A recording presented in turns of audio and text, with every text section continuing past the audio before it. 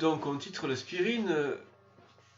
Écrire l'équation, eh bien l'aspirine est symbolisée par AH, avec donc un hydrogène susceptible d'être libéré, un proton H+, susceptible d'être libéré.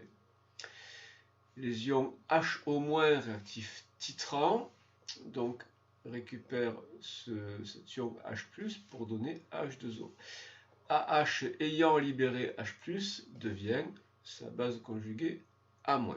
Maintenant, comment se comporte la solution, le milieu, du point de vue de la conductance, donc de la capacité à conduire le courant?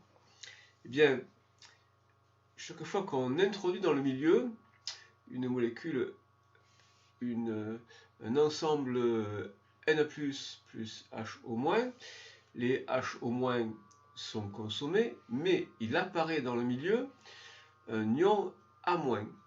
Donc ça contribue à augmenter, ça entraîne une augmentation de la conductance. Et puis on introduit en même temps un ion Na+, qui lui aussi participe à la conductance et provoque une augmentation de la conductance. Donc on a une augmentation de la conductance avant l'équivalence. Après l'équivalence, on a consommé la totalité des molécules AH, et donc tous les ions HO- qui sont introduits restent intacts dans la solution. Et donc, on n'a pas de production de A- supplémentaire. En revanche, on a une apparition, une augmentation de la concentration et de la quantité de HO-, les HO- ayant une conductivité certainement bien supérieure à A-, eh bien, la conductance augmente encore davantage. Et ça correspond à cette rupture de pente-là. Le volume équivalent, on le détermine en traçant ces deux portions de droite là, et le volume versé à l'équivalence est l'abscisse de l'intersection entre ces deux portions de droite. Alors si on imprime ça, qu'on trace ces deux portions de droite, on doit lire à peu près 6,8, 6,9. On va prendre 6,8 comme volume versé à l'équivalence. VE égale 6,8 millilitres. Pour la solution S, maintenant, calculer la concentration de ce volume titré, de cet échantillon titré. Donc, on exploite l'équivalence en soulignant le fait que, à l'équivalence, les réactifs ont été introduits en quantité stoichiométrique. Donc, les molécules AH présentes dans l'échantillon, les ions HO- introduits au moment de l'équivalence en quantité stoichiométrique, donc 1, donc N de AH présent initialement, N de HO- versé à l'équivalence. Donc la quantité de matière de AH présente initialement peut s'écrire sous la forme d'un produit concentration fois volume. Alors cette concentration-là, on l'appelle CA, et le volume, c'est le volume, l'échantillon qui a été utilisé pour le titrage, qui a été titré, donc VA. La quantité de matière d'ion HO- versé, c'est donc un produit C fois V. La concentration, c'est CB.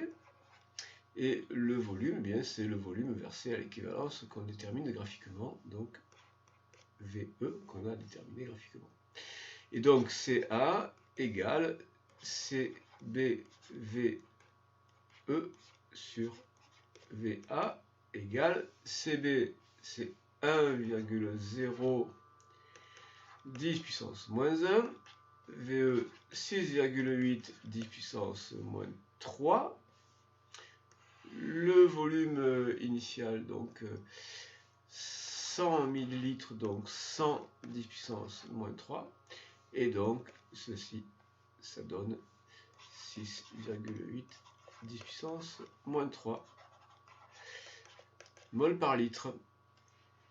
Ça, c'est donc la concentration en aspirine de cet échantillon-là. Alors maintenant, est-ce que c'est cohérent avec le fait, avec les indications de l'énoncé sur la façon dont a été obtenu ce petit volume VA? Donc, ce volume VA de 100 ml, il a été extrait d'un volume initial de 250 ml. Donc, la quantité de matière initialement présente dans ces 250 ml là, la concentration étant la même, bien la quantité de matière, c'est donc un produit concentration fois volume. La concentration étant la même, eh bien c'est CA qu'on vient de déterminer, et le volume, c'est ce volume-là de 250 ml. On a donc 6,8 10 puissance moins 3 fois le volume, donc 250 ml, donc 250 fois 10 puissance moins 3.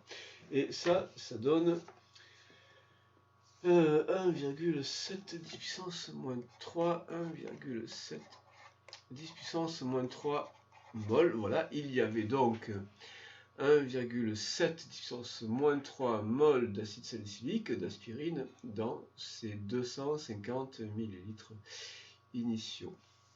Alors, quelle masse cela représente? Il faut comparer avec ces 0,32 grammes. Et bien, pour avoir la masse, on multiplie par la masse molaire. Donc 1,7 10 puissance moins 3, N c'est 1,7 10 puissance moins 3, et la masse molaire donc, est donnée ici, 180 grammes par mol, et on obtient 0,306, donc à deux chiffres significatifs, c'est 0, donc deux chiffres significatifs, 0,31 grammes, donc 310 mg, et on était censé vérifier qu'il y avait 0,32 grammes, donc c'est cohérent avec l'indication de 0,32 grammes.